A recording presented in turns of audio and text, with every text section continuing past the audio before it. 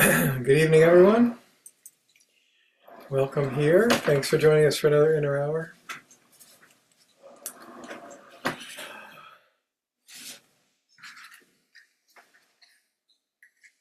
I will try to remember to repeat this at the end tonight, just in case anybody joins us late.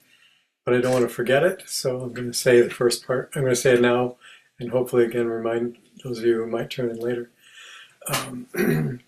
So for the next 2 Fridays after this, we have family events that are going to be taking place during the time we normally would be sharing this with you, and so we're trying to become advocates of what we advocate, which is that you don't miss family times and you don't miss times with people that are important to you when you get a chance to connect and share with them. So we have that opportunity. Actually, we're going to be meeting somebody who's joining our family soon on one of those Friday nights.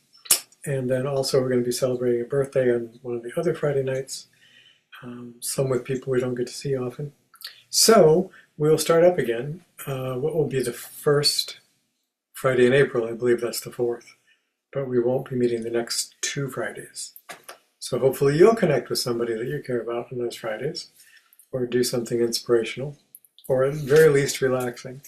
So anyway, here we are. So I have no matches. Let's see here. Found them. I hid them well.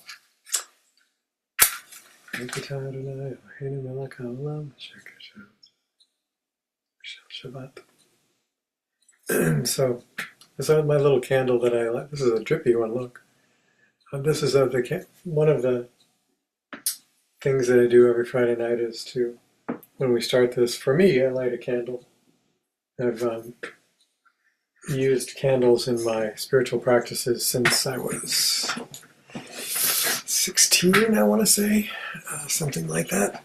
And sorry, I'm on a new seat, and it's not exactly designed for me, so I thought I was comfortable, but then I wasn't. Anyway, welcome here. So give yourself a moment, if you haven't done so already, just to take a breath, let go of the day or stresses of the week, and just be present and spend the next hour relaxing and being unencumbered by those things for a short time at least. And hopefully you can continue that into your weekend. So just pause a brief moment and then we'll get started.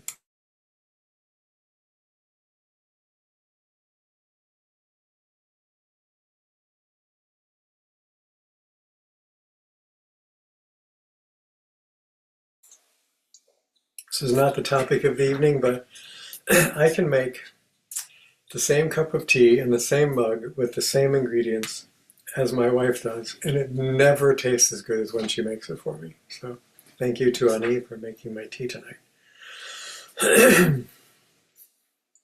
Alrighty. So, for also another announcement I forgot is for those of you local, I'm going to be the guest speaker at Unity this Sunday. So you are welcome to join us for that. You're welcome to join them any Sunday. Their services are at 10:30. I speak there on average twice a month, and this Sunday's one of those. So you're welcome to come if you are in the area.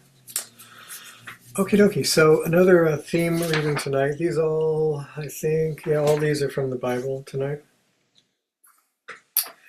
And the theme is rest. So I've been having a few interesting conversations with people this week about that. And many people I know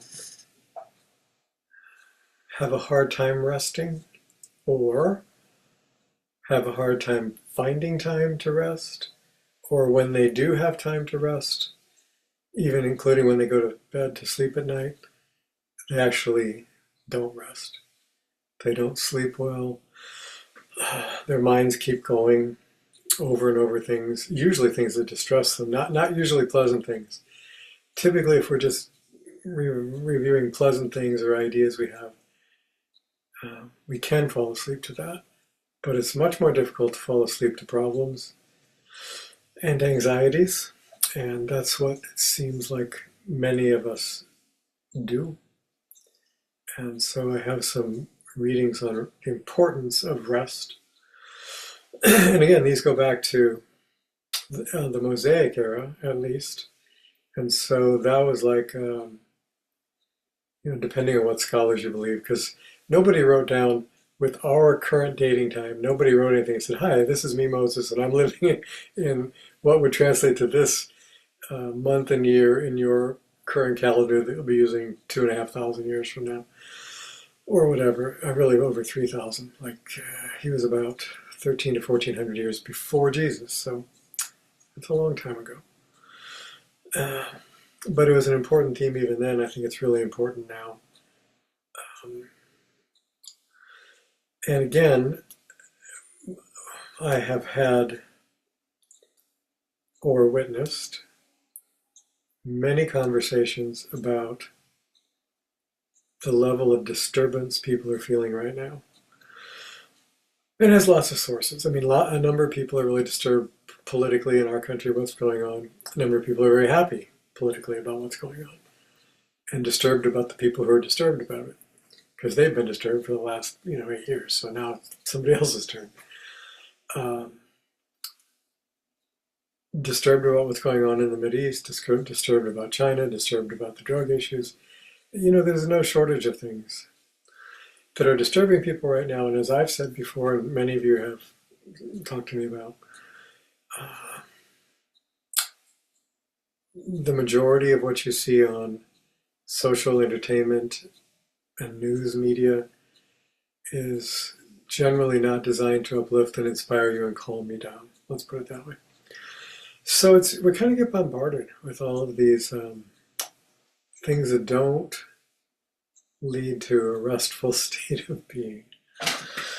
And then on top of all that, there's the regular human interaction, relationships, spousal relationships, family relationships, job relationships, neighbor relationships, are sometimes wonderful and sometimes not. They're sometimes difficult and create more unrest in us. So I think we kind of can acknowledge that I'm yawning now because I'm talking about rest. So here's some things on rest from the Bible. This is from the very first book of the Bible, Bereshit in Hebrew, Genesis in English. This is from the second chapter of Genesis, second verse. The first chapter, basically, if you're not familiar with it or haven't read it for a long time, the first chapter of Genesis pretty much describes the creation process, the creation of the heavens and the earth and everything in them, including us as mankind. The second chapter also describes the creation story, a different one, interestingly enough. But at the end of that is where we first hear about this, and it's called the Sabbath or Shabbat or Shabbos. And it says, by the seventh day, God had completed all the work which he had done, and he rested on the seventh day from all his work which he had done.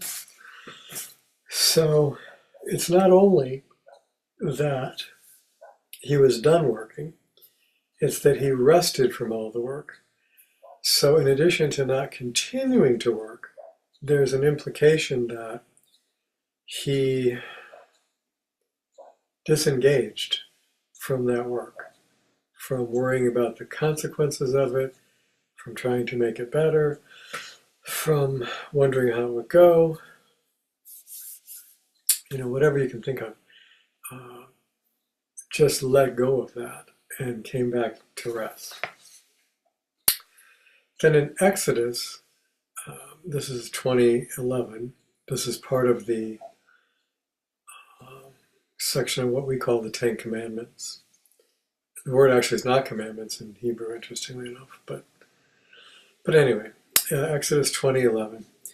In 6 days, the Lord made all the heavens and the earth, the sea and everything that is in them, and he rested on the seventh day. For that reason that he rested, The Lord blessed the seventh day, or Shabbat, or Sabbath, and made it holy. Now after this, not only is there a description of what he did, but then there is a commandment it's a two-part commandment, to observe and to keep.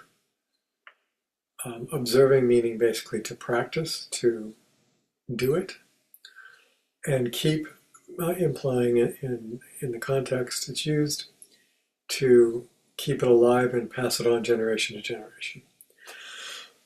So that's how important it was. And so this is Exodus a little bit further, Exodus 31:15. For 6 days your work may be done, but on the seventh day there is a Sabbath of complete rest that is holy to the Lord.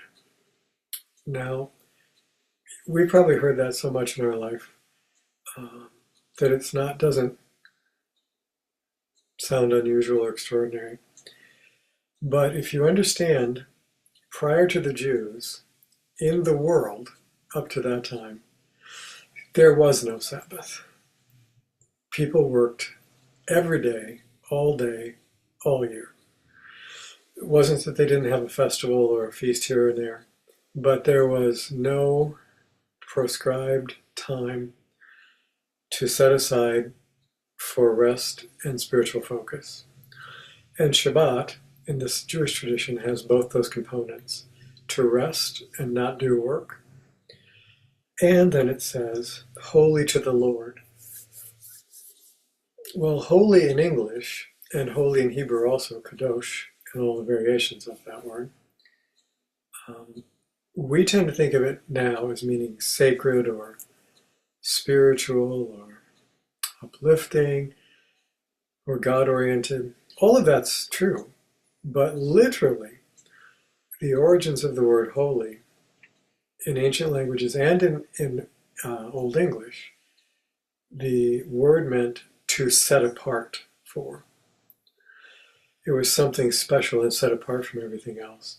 So the Sabbath day being holy to the Lord means it's set apart for that, for God, for the Lord of creation, for spirit, for the divine, for all these ways we try to describe something that's indescribable. So no rest, complete rest, not doing work, and focusing or setting it apart for what's holy, what belongs to the divine aspect of us. And later in the Bible, and then much, much later in rabbinical teachings, people started to codify what it meant not to work and to rest. So what does that mean?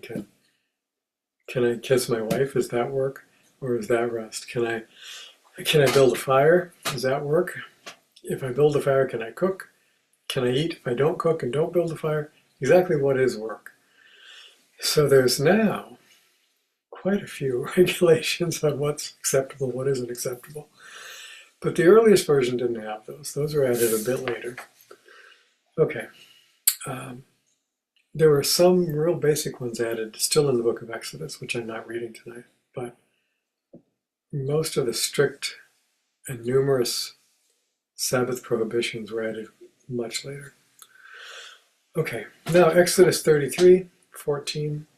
Here's a clue, also about resting and why we can't, and how we could.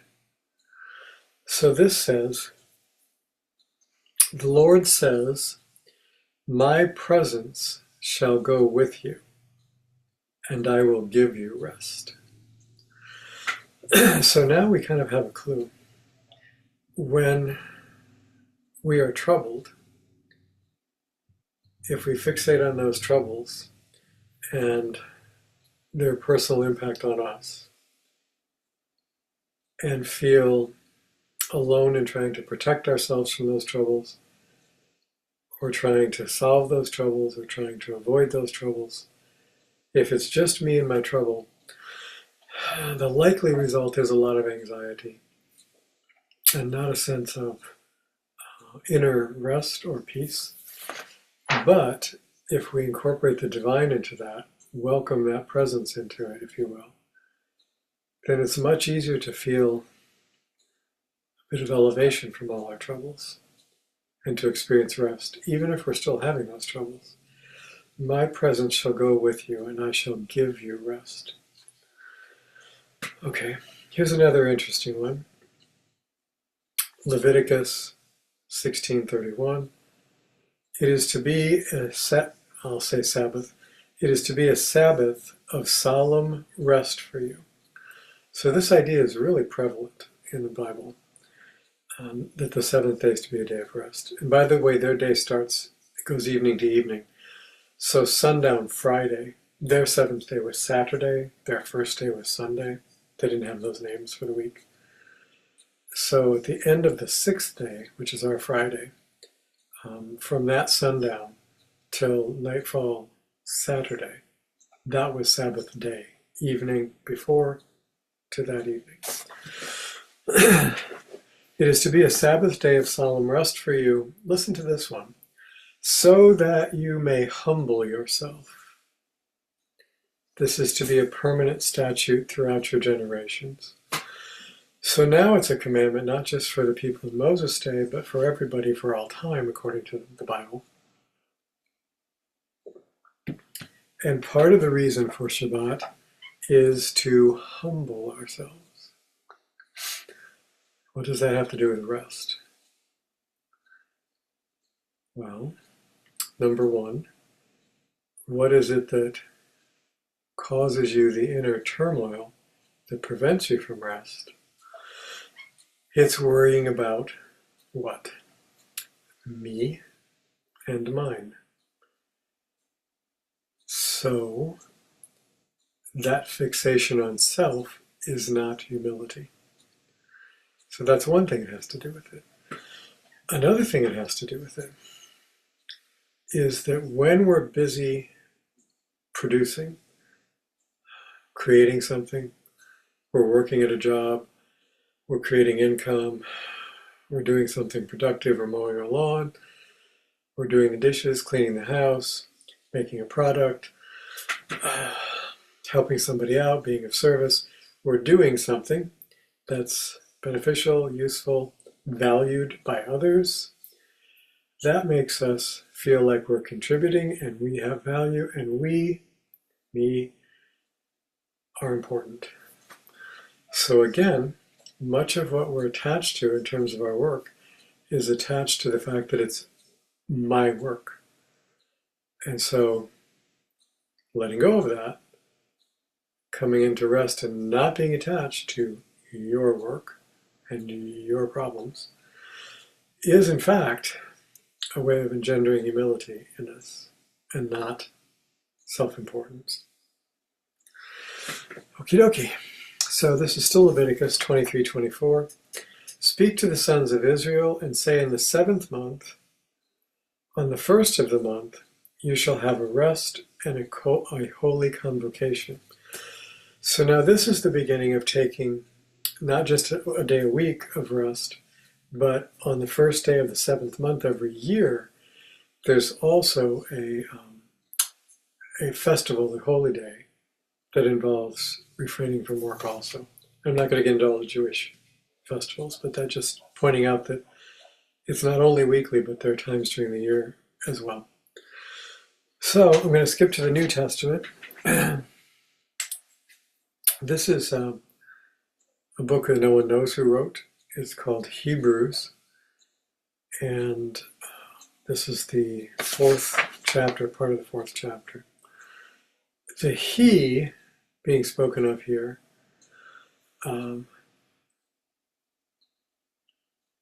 because of the context, could be interpreted to mean Jesus, because they're writing about him in this book.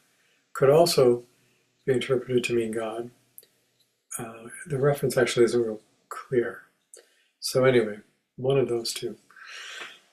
For we who have believed have been able to enter that rest, the spiritual rest, that deep peace inside. We've been able to enter that, just as he said we would. So probably that's referring to Jesus. there remains a Sabbath rest for all the people of God. For the one who has entered his rest has also rested from all his works, just as God rested from all his works. So now it's saying again that this Shabbat is important. It's a way for us to learn to rest from our work, from our self-importance, from our anxiety.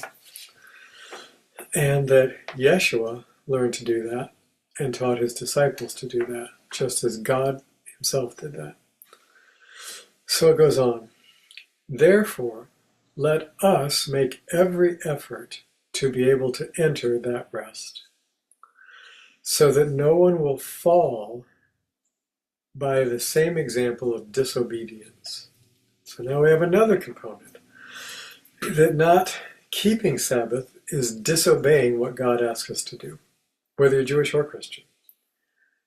If you don't keep Sabbath, according to this, you're disobeying what God asked you to do. And clearly, both the Jewish texts and the New Testament texts do in fact say that. Whether you keep it or not, whether you believe it or not, the texts do say that. And there's another clue here, is that if you don't rest, if you don't observe these periods of rest, that as a consequence of prolonged not observing periods of regular rest, you will fall into disobedience. So what might that mean, other than disobeying what God asked? It might also mean, have you noticed, that when you are tired, when you are emotionally, mentally, physically exhausted, spent, worn out, you haven't slept well, you've been too busy, you've been too overwhelmed, you've been too overburdened, you have too many responsibilities, you can't keep up, and you are just frazzled. What's your demeanor like? Calm, cheerful, friendly, welcoming, forgiving, encouraging, uplifting, kind-hearted, gentle speech? Maybe. I hope you can. Not me. The more worn out, the more uncomfortable, the more exhausted I am, the more those things begin to fall by the wayside. And I am not a pleasant person to be around. There might be one or two of you that has occasionally experienced that also. On the other hand, when I'm rested, when I'm restored, when I've had time to myself, when I've had time to focus on that which regenerates and renews me, then I tend to be more of those things. I tend to be more patient, more uplifting, more understanding, more kind, all that, which I want to be. And sometimes it's so hard when you're really tired and don't feel well. Okay. This is still part of that same verse from Hebrews.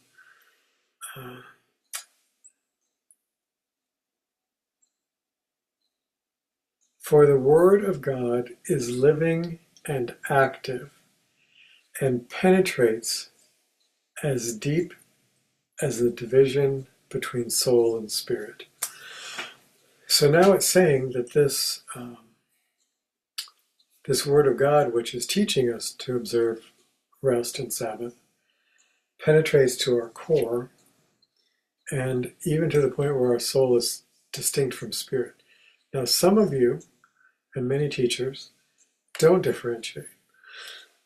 Soul is kind of the spiritual aspect of us. Spirit is kind of the spiritual aspect of us. We talk about our soul, we talk about our spirit. In the Bible, there actually is a distinction between soul and spirit. Not only are there different words in Hebrew, almost always,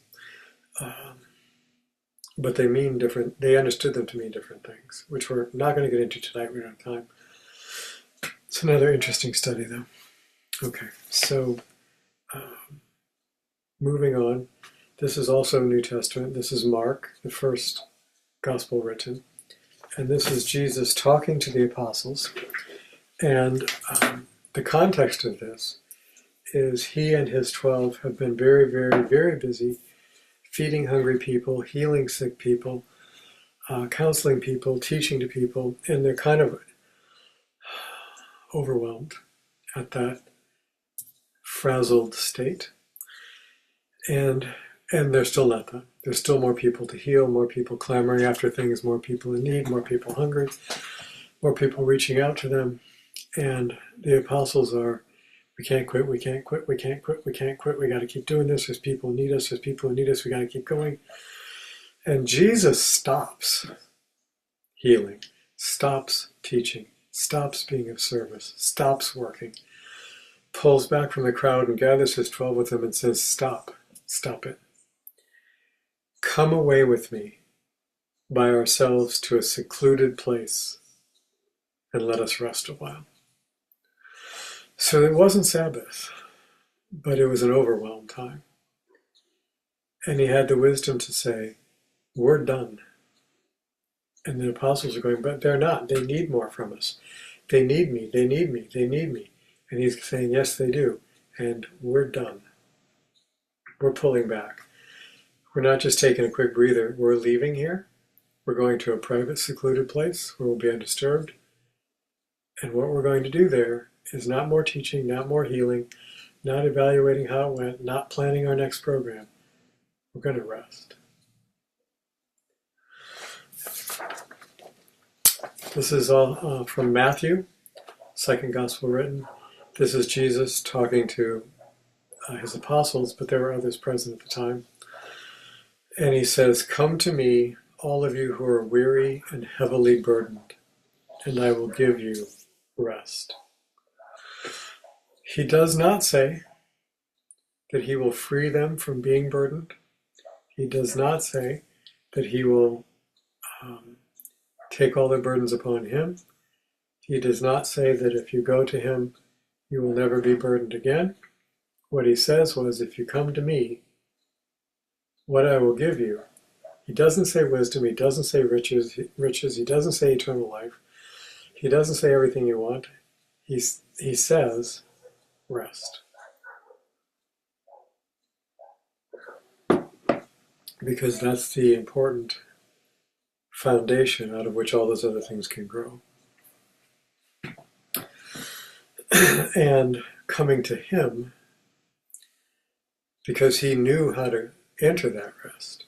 He knew how to carry peace within him and how to restore it when it was troubled or shaken or threatened.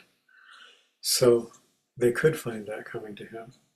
And then on a different level, a spiritual level, because he was so imbued with that divine spirit, that essence of God, the Spirit of God, the Holy Spirit, whatever you want to call it, that being in his presence, people did feel that divine presence, that awe, that expansiveness, that release, the factor.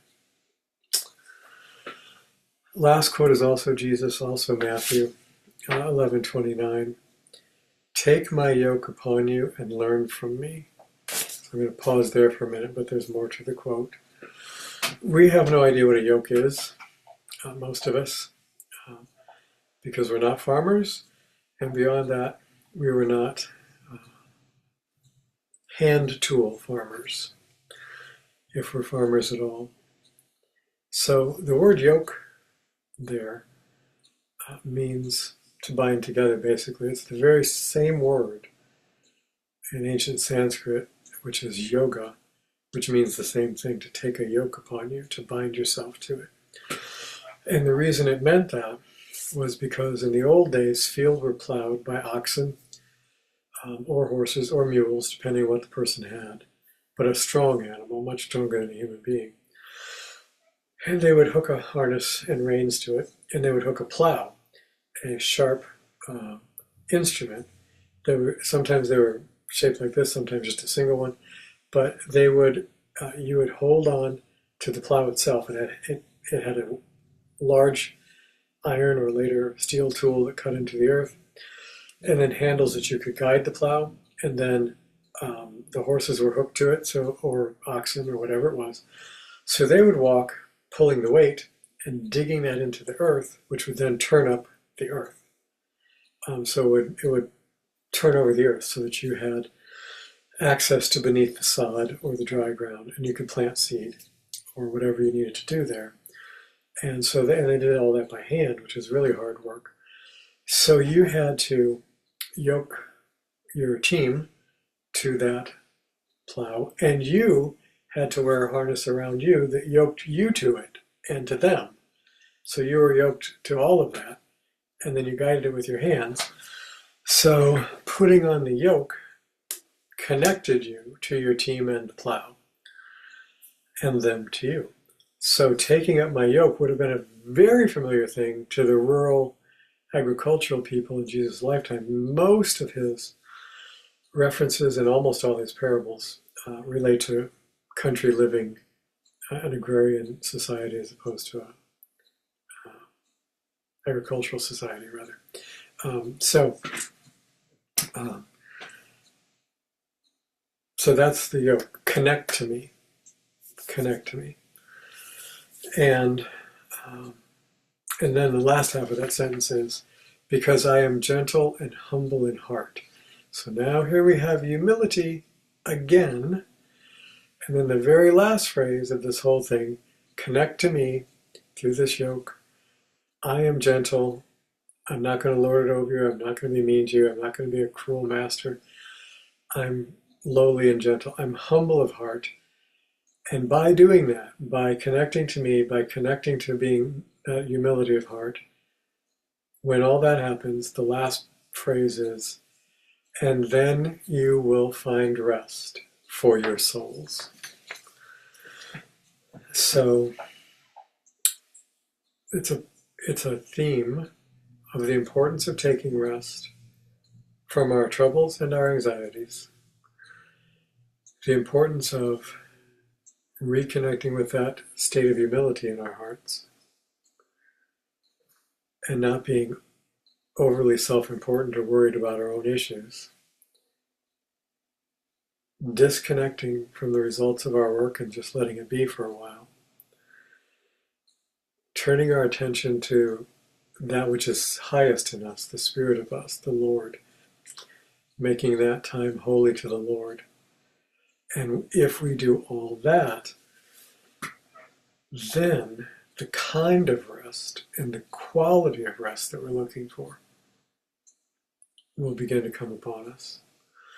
Have you ever had one of those times where you weren't emotionally stressed or mentally fatigued, but you were doing physical labor?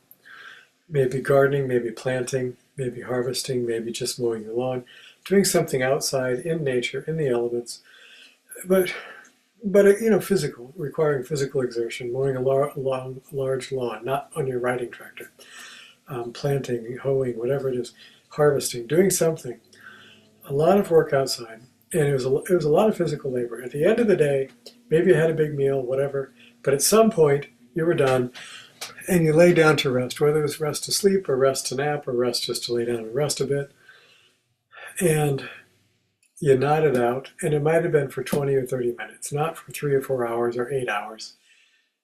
You just took a little zone out there, and your body was so rested from working out all its stress through the physical exertion, so rested from all of the anaerobic and aerobic activity that you did, and so rested from being able to replenish now, that in 20 or 30 minutes, when you came to again, you felt like you had 8 hours sleep. You felt really rested, really revitalized.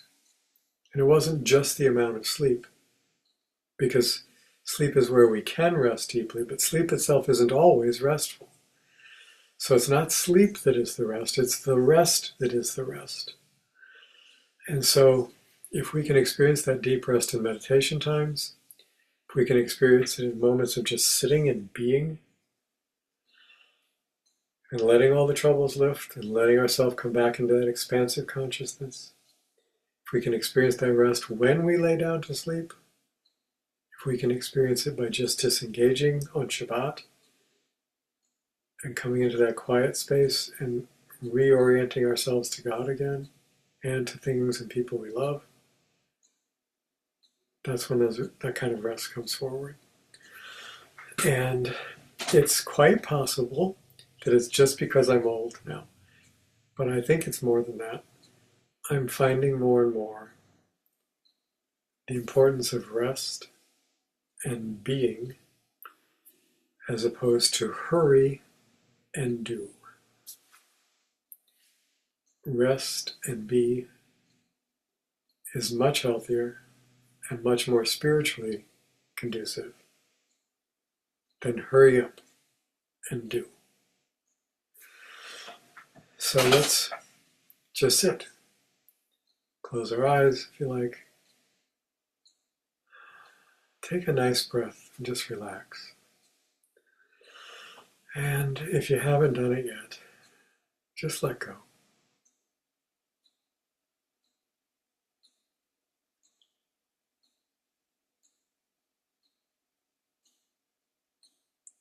Whatever you need to stay attached to, whatever you need to still handle, will be waiting for you when we're done.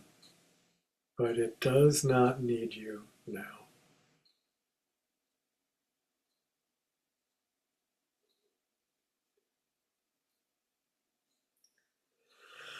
So in this quiet,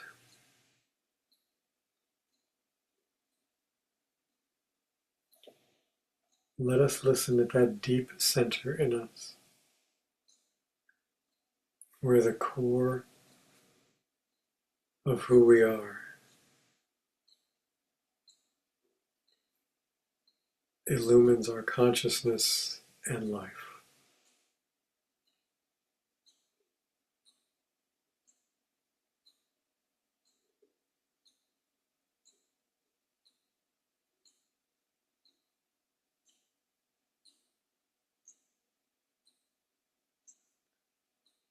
And let us just take some time together in this holy place. Whether you're entering into Shabbat afterwards this evening and tomorrow or not, let this be a time of rest, of humbling yourself, reorienting yourself to the divine, taking that in and letting the stress leave.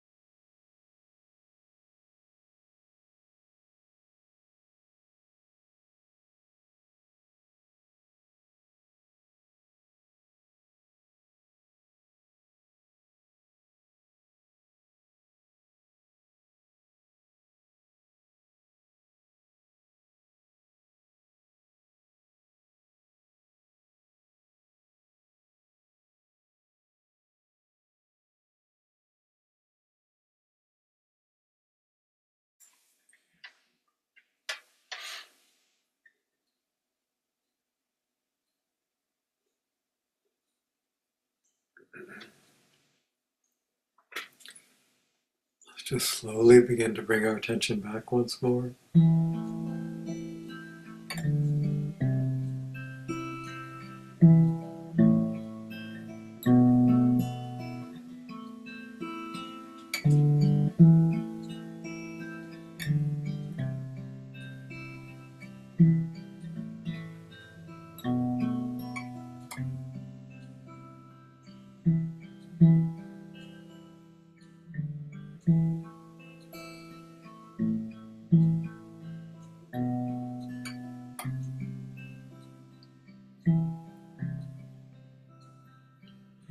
I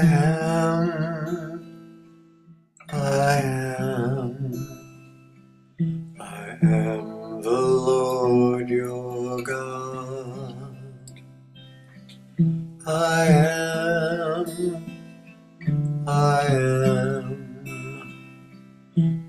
am the Lord your God. In your times of triumph, in your times of fear, I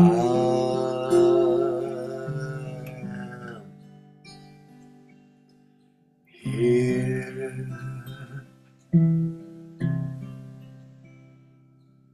I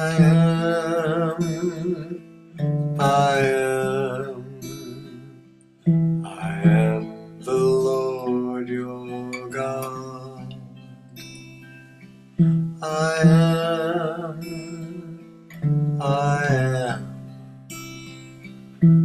am the Lord your God. In your times of triumph, in your times of fear, I am here. I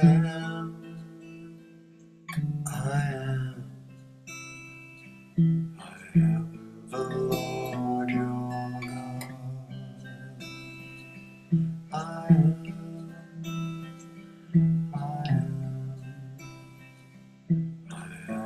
the Lord your God. In those times of triumph, in those times of fear, I am here.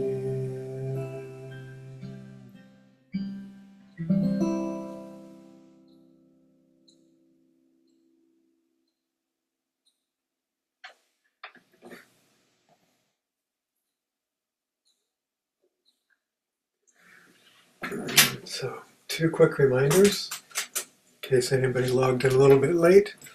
I'm going to be the guest speaker this Sunday at Unity here in Fort Wayne, so you're more than welcome to join us over there if you can. Also, the next 2 Fridays, we are doing 2 different family things. We will, in the evening, so we will not be able to be having inner hour. So no inner hour the next 2 Fridays. And then inner hour starts up again on the first Friday in April, which is the 4th, I think. So hope to see you then. I hope during the intervening 2 weeks that we see you at something locally for those of you here. And for those of you not, that you'll be able to join us again, starting up again. Same time, same channel. I guess that's really old school because, channels now. But anyway, we start up again in April. So thank you for joining me tonight. Whatever you do on the next 2 Fridays, I hope it's something enriching and enjoyable for you. Thank you for being with me tonight, and thank you for continuing to support this and many of the other programs that we do. We sure appreciate it. All of that's literally only possible because of the donations we receive. So we're grateful that we've, been able to keep doing this. And so thank you for all of you who do help make that possible. We sure appreciate it. Alrighty, well, I'm going to end the recording here in a moment. So good night. God bless. Have a great week, a great couple of weeks. If I don't see some of you until April. So, alrighty. Bye for now.